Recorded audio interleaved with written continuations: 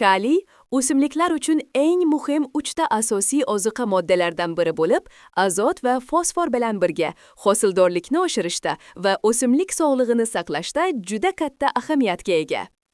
Kaliy ekinlarga qanday foyda beradi? Fotosintezni kuchaytiradi.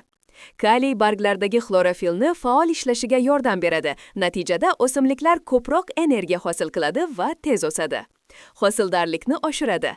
Meva, don va ildiz mahsulotlari to'lishi, yiriklashishi, mazasi va sifati to'g'ridan-to'g'ri kaliyga bog'liq.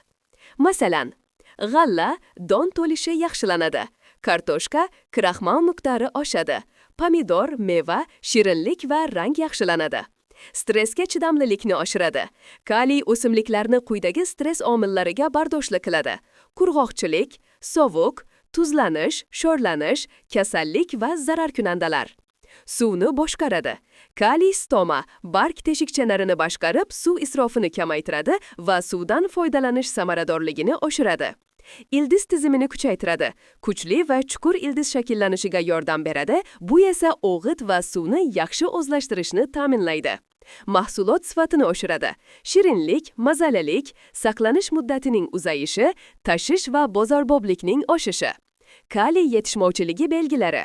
Barg chetlari kuygan yoki jigar rang bo'lib qoladi. Yanib ketish belgilari.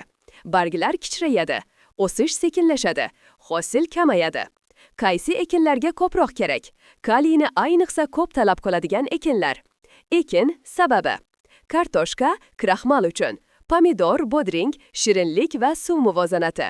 G'o'za to'n sifatini oshiradi. Donli ekinlar, don to'lishi. Mevali daraxtlar, meva sifati va saqlanishi. Uzum, shirinlik va rang hosil bo'lishi. Qachon va qanday berish kerak? Tavsiya qilinadi.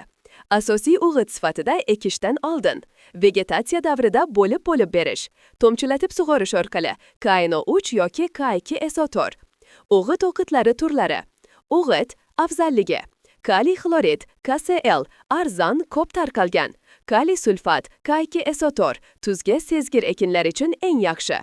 Kaliy nitrat, KNO3, tarkibida azot ham bor, tomchilatishga mos. Xulosa: kaliy hosil sifati, miqdori va o'simlik sog'lig'ining kaliti. Agar ekinida kaliy yetarli bo'lsa, u kuchli o'sadi, suvni samarali ishlatadi, hosili ko'p va sifatli bo'ladi.